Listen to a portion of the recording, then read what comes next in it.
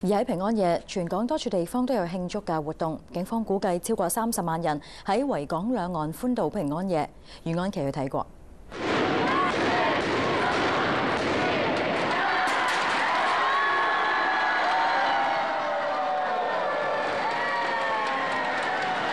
迎接聖誕嘅一刻，大批市民喺尖沙咀廣東道一齊倒數。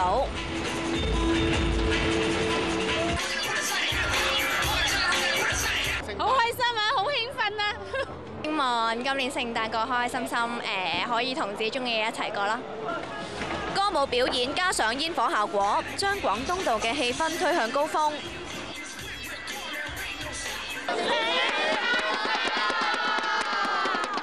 聖誕老人仲有天使喺尖沙咀穿梭，一齊享受平安夜。出嚟歡度聖誕節，雖然人仔多啲，亦都係逼啲，但係所感受到嘅聖誕氣氛，相信就唔係屋企可以感受到㗎啦。聖誕節普天同慶，有人就選擇喺海上送上祝福。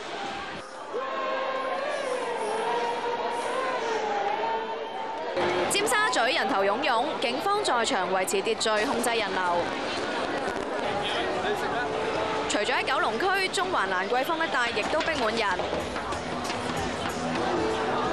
唔少人一家大細外出歡度聖誕。亞洲電視記者余安琪報導。